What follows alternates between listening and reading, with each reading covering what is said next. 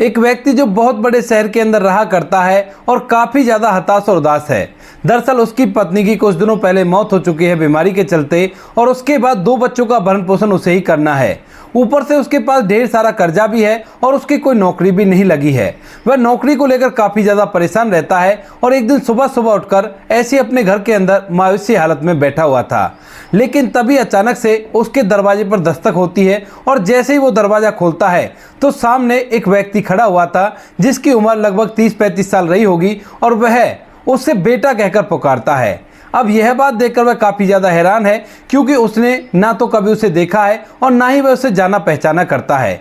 कौन था यह व्यक्ति और किस वजह से इसे बेटा कह रहा था और इससे आगे क्या होगा, पूरी सच्चाई के बारे में जानने के लिए वीडियो को अंत तक जरूर देखें। दिल्ली के अंदर एक राजीव नाम का लड़का रहा करता है, जिसके घर में उसके माता पिता हैं और माता पिता उसको अच्छी तरह से पाल पोस रहे हैं।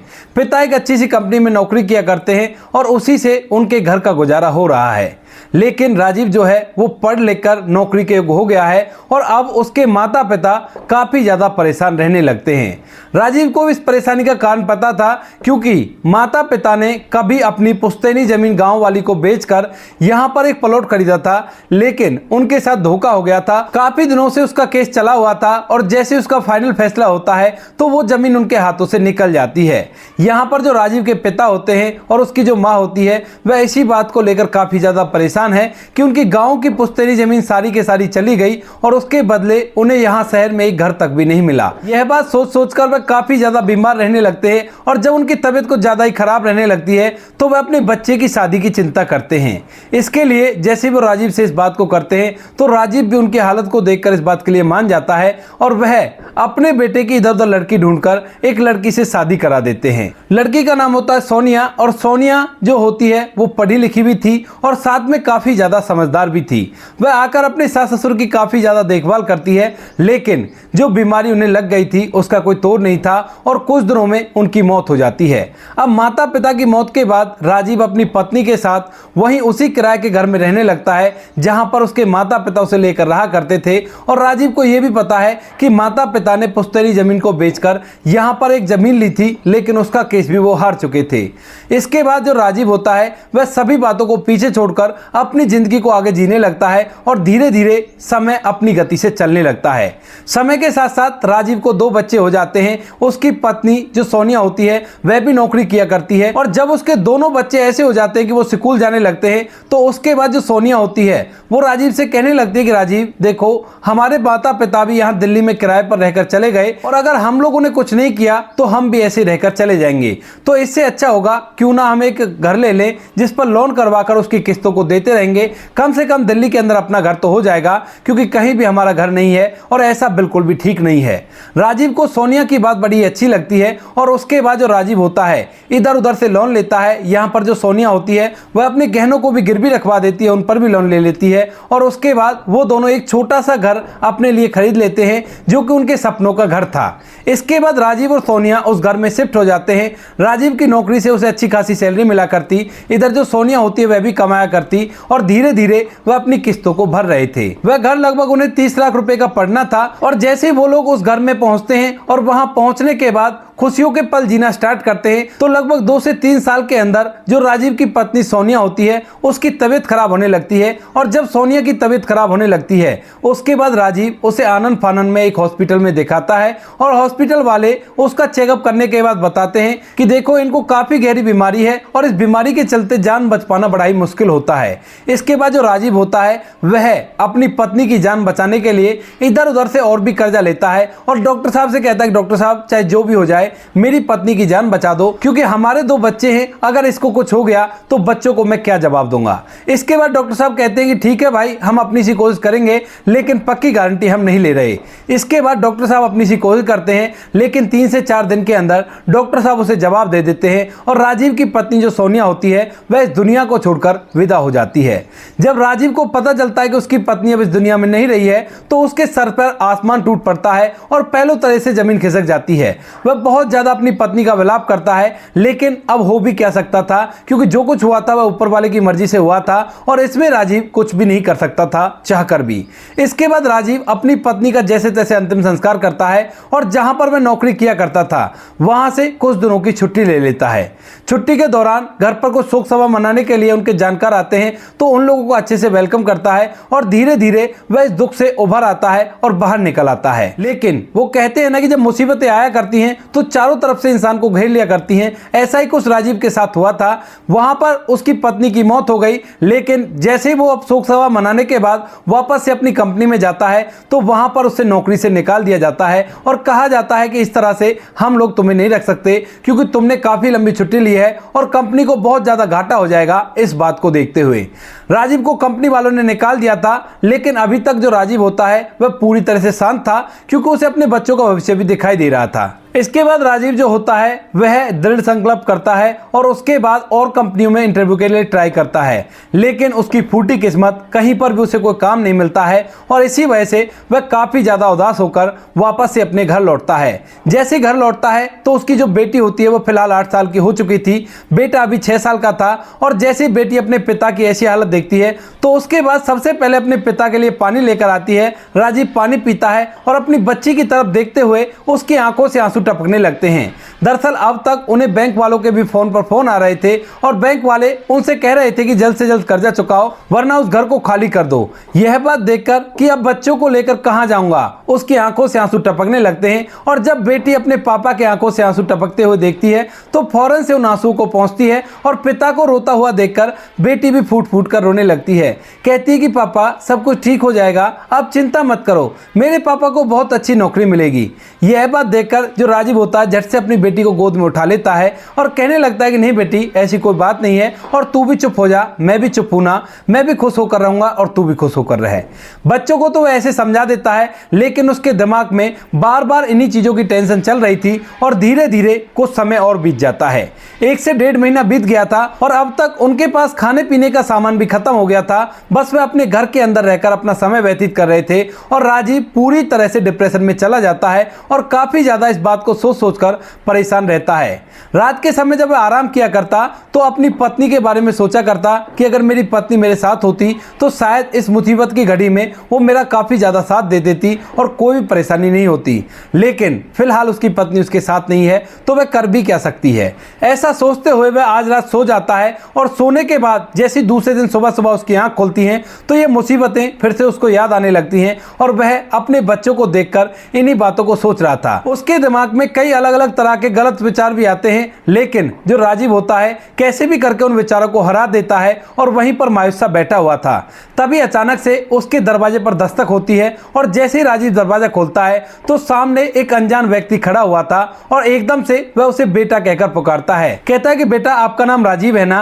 अब इस बात को सुनकर राजीव बड़ा ही हैरान हो जाता है, क्योंकि इस व्यक्ति को उसने कभी भी नहीं देखा है और ये उसका नाम भी जाना करता है। इसके बाद वो कहता है कि हाँ अंकल, मेरा नाम राजीव है, बताइए आपको किससे मिलना है और क्या काम है आपको मुझसे। तो उसके बाद वह व्यक्ति जो बाहर खड़ा हुआ था वह कहने लगता है कि अच्छा बेटा, दरवाजे से ही पूछ लोगे, बिल्कुल शहरी हो गए हो, मैं तेरा चाचा हूं, क्या मुझे अंदर नहीं बुलाओगे।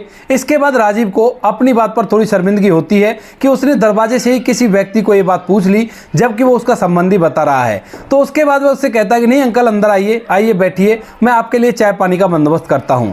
लेकिन तभी जो वह व्यक्ति होता है वह चाय पानी के लिए मना कर देता है और अपने पास से एक कार्ड निकालकर राजीव के हाथ में सौंप देता है और कहता है कि बेटा ये लो, तुम्हारे छोटे भाई की शादी है और तुम्हें जरूर से आना होगा। अब राजीव इस बात को सुनकर बड़ा ही हैरान है और परेशान है, क्योंकि उसे नहीं पता कि यह व्यक्ति कौन है और उसका छोटा भाई कौन है जिसकी शादी होने वाली है। वह इस बात को देखकर असमंजस में होता है और इतनी ही देर में जो व्यक्ति होता है उससे कहने लगता है कि ठीक है बेटा, मैं भी चलता हूँ, थोड़ी देर बाद आऊंगा और आज रात को मैं यहीं पर रुकूंगा।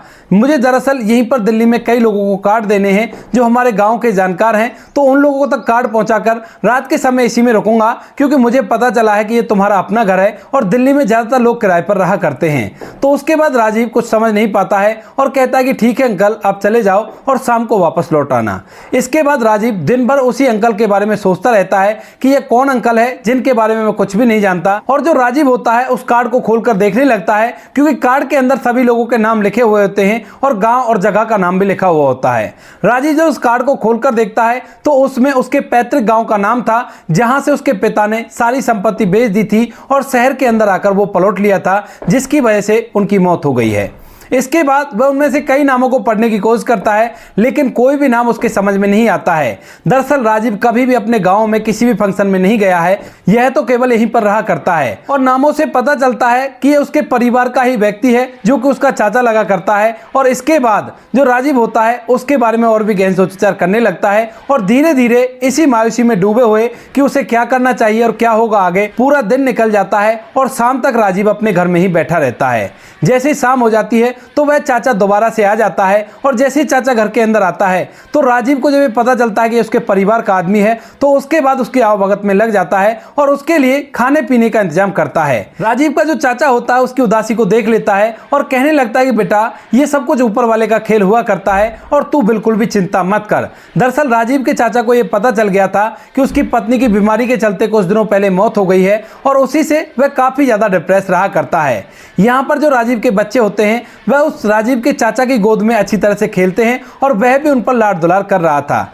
यहाँ तक कि शाम के समय जब वह घर लौटा था तो उन दोनों बच्चों के लिए चॉकलेट भी लेकर आता है और राजीव के बच्चों को खाने के लिए देता है। बच्चे भी उसके साथ घुल मिल गए थे, लेकिन जब राजीव का चाचा इस बात को भी कह देता है कि ऊपर वाले की मर्जी होती है, उसके बावजूद भी राजीव के चेहरे से गम के भाव नहीं हटते हैं, तो राजीव का चाचा समझ जाता है कि केवल यही बात नहीं है, और भी कोई बात है जो इस बच्चे को परेशान कर रही है। उसके बाद जैसे ही सोने का समय होता है तो जो राजीव का चाचा होता है वह उससे पूछने लगता है कि बेटा, आखिर परेशानी क्या है, क्योंकि सुबह से जब से मैंने तुम्हें देखा है तुम काफी ज्यादा उदास हो, कोई परेशानी हो तो तुम मुझे बता सकते हो, मैं तुम्हारा चाचा लगा करता हूं और हम दोनों का एक ही परिवार है। अब इसके बाद राजीव पहले तो मना करता है, लेकिन उस व्यक्ति को काफी ज्यादा अनुभव था और उसके बाद वह कहता है कि बेटा, इस तरह से बातों को छुपाने से कोई हल नहीं निकला करता, शायद हो सकता है मैं इसमें तुम्हारी कोई मदद कर दूं।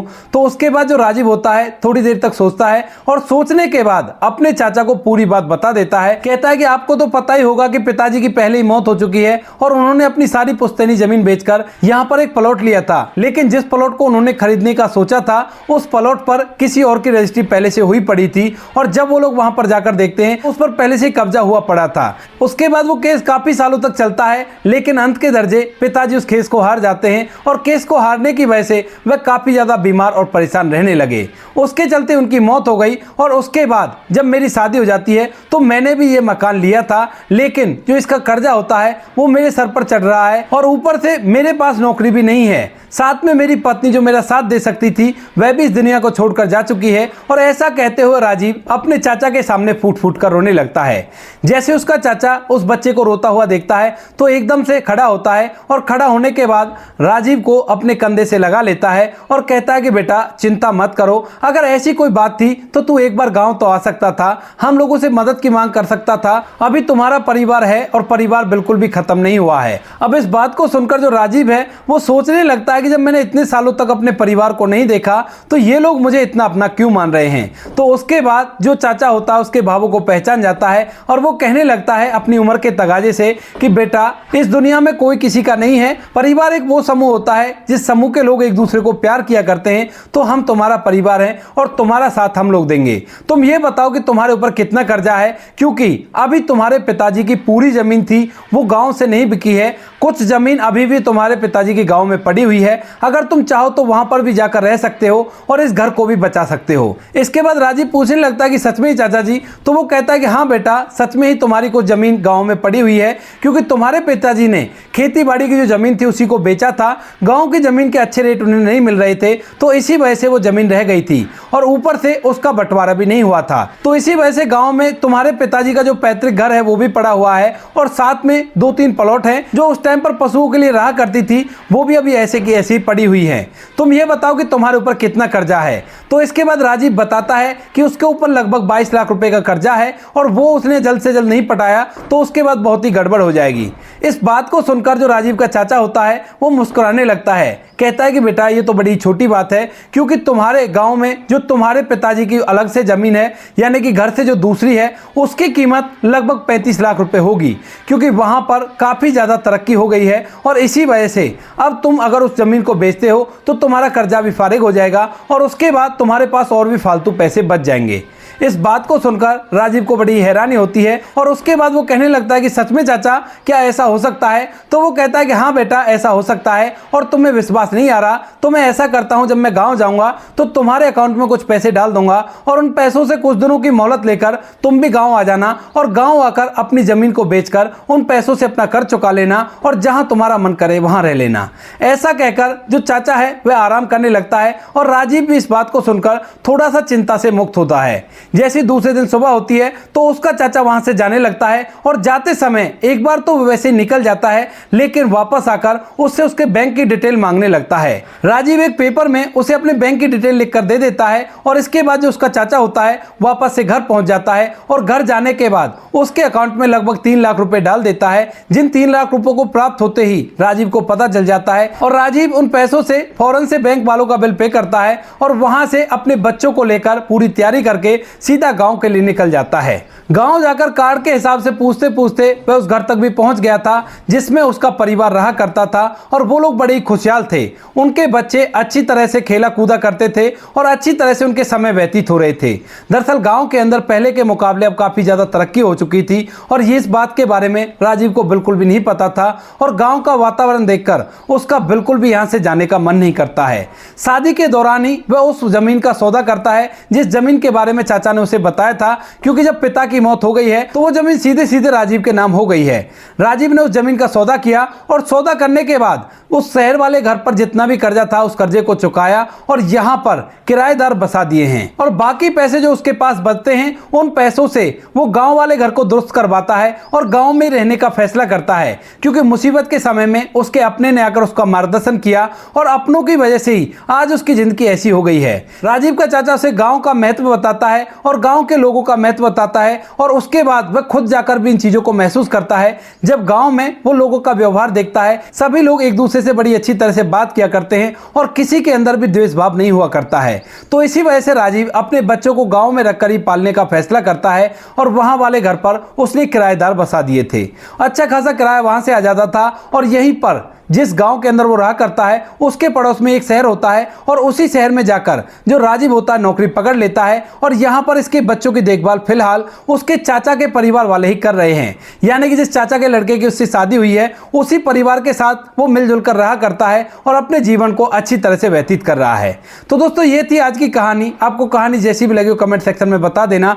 वीडियो अगर अच्छी लगी हो तो वीडियो को लाइक और चैनल को सब्सक्राइब जरूर करें ताकि हमें थोड़ा सा हौसला मिले आप लोगों के लिए ऐसी अच्छे वीडियो बनाने के लिए। इन कहानियों को सुनाने का उद्देश्य किसी को परेशान करना बिल्कुल भी नहीं है। यह कहानी आपको इसलिए सुनाई जाती है ताकि आप लोग इन कहानियों में से कुछ ना कुछ सीख सको और अपने जीवन में उस चीज को अप्लाई कर सको।